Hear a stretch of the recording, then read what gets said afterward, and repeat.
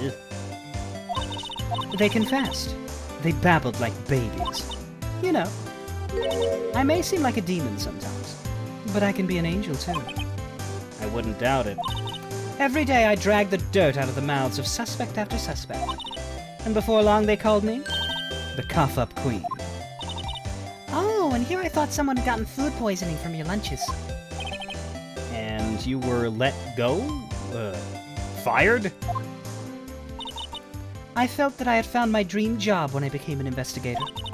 And if these prim and proper prosecutors hadn't let me go, I'd still be one today. It's all because of that case. The SL9 incident. SL9? Wait, she doesn't mean... Okay, thing about Rise from the Ashes is that you have a lot of evidence, so we're just gonna throw everything at her and see what things she has, things to say about. That looks like a petrified piece of provolone. Huh? It's not, it's my attorney badge. I'd think a petrified piece of provolone would fetch more on the open market. Look, my badge isn't up for sale. Not yet, at least. I had one of those up until 2 years ago. Back when you were the cough-up queen, right? We found this ID card here in the parking lot. Well, there's no mistaking that. It's definitely Goodman's. But it's the same ID as the man who was killed at the police department. That's impossible. I wish I could be so sure. Did you take a look at this? You. Yes? You said you wanted some hot tea, right? No, but thanks. Didn't even look at it. I think I've read that before. Oops. Have a knife. A body with Edgeworth's knife stuck in it was found in Edgeworth's car. I'd think he owes me his gratitude. Gratitude? Why, if I hadn't witnessed the crime, Mr. Edgeworth would have been the suspect. Huh. I wonder. Still, it's strange. Why didn't our chief prosecutor have her own murder weapon ready? She's an opportunist. Likes to improvise.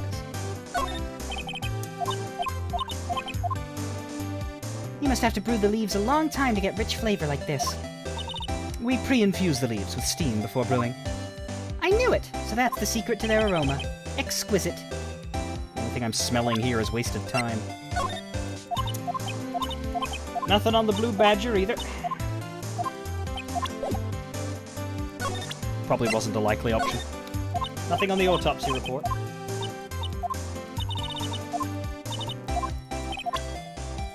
SL9, though, will probably matter to her. In fact, let's hold that one. Let's send that one last. The cell phone? It was when I grabbed the chief prosecutor on the shoulder. She dropped that phone on the pavement. That's when you heard her talking about the muffler, right? Little did I know, it was a trap. The red car's muffler and the prosecutor's red muffler. What was Miss Skye really trying to say, I wonder? I'd like to point out that the muffler was stuffed in the muffler, because the scarf was the thing that was in there.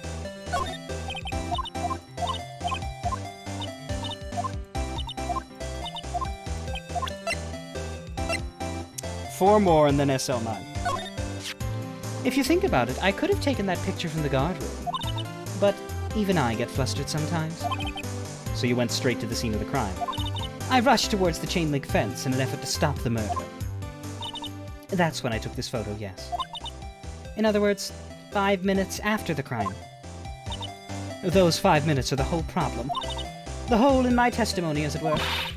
The 5 minutes weren't the problem, Miss Starr. You lying was the problem. Listen, little girl. I've had my testimony disregarded before, and I wasn't going to have it disregarded again. Just like that time. That time? Could you take a look at this? Nope, nothing on the... Wait, isn't that the shoe that she gave us? Nothing to say about the shoe? You had a lot to say about the shoe earlier. What do you think about this? The SL9 incident. It's written on that knife. And on that note, Goodman. Goodman was the head detective on that case, you know. Really? That knife was evidence from that case. The murder weapon.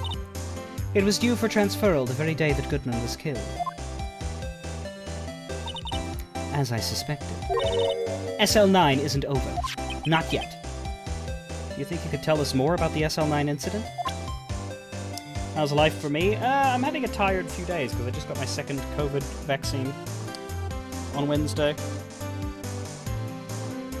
Which is real late, I know. Americans are already getting their 6-month boosters, but over here it took until August for my age group to be eligible at all, and the jab that I got requires a 12-week wait before you get your second. So I got my first shot in August and my second one recently. So we're a little bit less than we normally are. And I got your first one recently. Was that eligibility?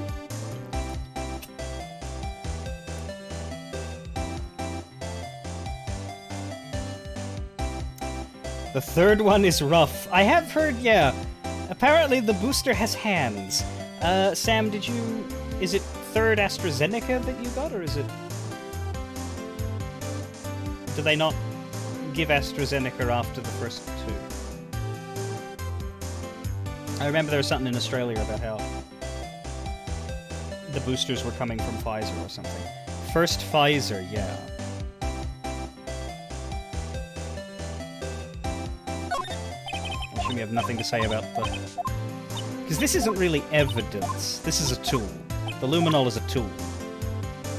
Anyway, I assume that this will have the same talk as the knife, because they were presented together. Yeah. I wish I could back out now that I've confirmed that.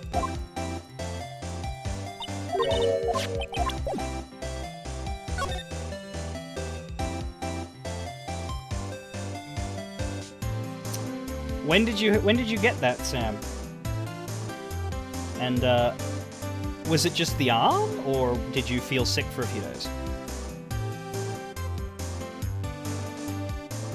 Do they ever say what SL stands for? Well, we can't really talk too much about SL because this case is only in the early stages and we don't want to spoil it for the people who are having their first time here. DL, I don't know if they ever explain what DL6 stood for. I think it's just the case notation, and maybe the letters don't mean anything important. Because, like, DL6 did not refer to anything specific about the case. SL9 incident. That incident really opened up my eyes to the truth. We're nothing to them. Disposable. Disposable? To who? 1 second.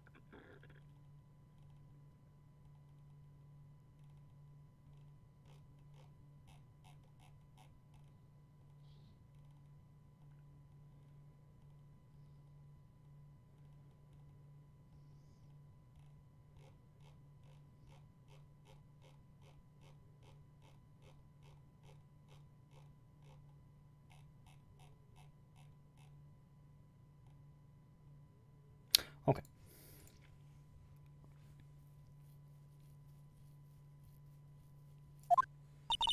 "2 years ago. It was the biggest case I'd ever handled. The police and the prosecutors were desperate for decisive evidence. Goodman, Marshall, Angel. So, they didn't solve it?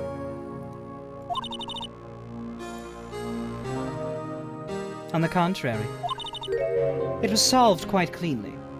The criminal was caught and executed. Executed? Yes, the criminal got what was coming to him. It doesn't get any cleaner than that. The only problem was, they never did find decisive evidence. Not a shred. What? But the criminal was executed, right? On the basis of evidence of a sort. Made up evidence. What? You mean they executed someone with fabricated evidence? The best part came several months after the trial. Every detective involved with the case was dealt with. Some were demoted to patrolmen. Others found themselves out of a job. And you were one of those? Myself and one other person you know well. Wait. Could it be? Exactly. Detective Jake Marshall. Oh, Oops, I mean Police Department Security Detail Officer Jake Marshall. As professional detectives, we investigated that case from every angle. Jake was particularly determined. And then, it was over, and he was demoted. However, he hasn't forgotten, and neither have I. You haven't forgotten SL9? There was another side to that case, a hidden side. That's what we're after now. And no one up in their fancy offices can stop us. Wait. Those lunches you sell. There is only one reason I come to sell lunches in this accursed office. I come here to meet old friends. Boyfriends that can help me investigate. Miss Starr's old boyfriends. How many does she have, anyway?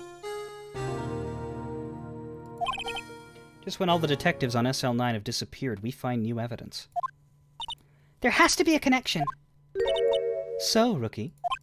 What? It seems like you're serious about investigating this case. Yeah? Then you should take this. A Salisbury steak lunch? I know a certain guy who might help you if you tempt him with this treat. A steak lunch, excellent for putting Officer Marshall in a good mood. Miss Starr? Officer Marshall, is he your... are you his... Are you going out? Why do you want to know? I was just wondering what happened to him. A long time ago, when he was helping my sister do cases, he was so nice. He got along so well with my sister, it made me jealous. And he was nice to me too back then. This would be when Officer Marshall was a detective. But now he's so cold. Jake and I are merely cooperating on this investigation. We're putting the past to rest, as it were. Nothing more than that. I see. Thank you. Officer Jake Marshall.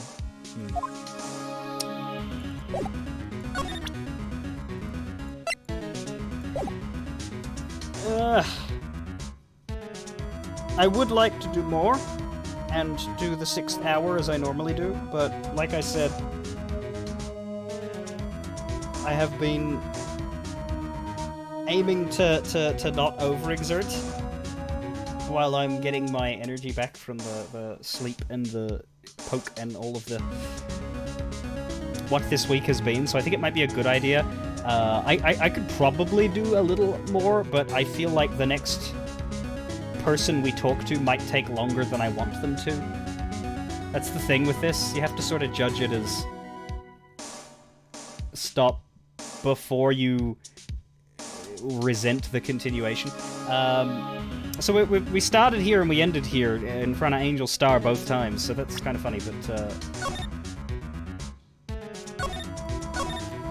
throw this save down and then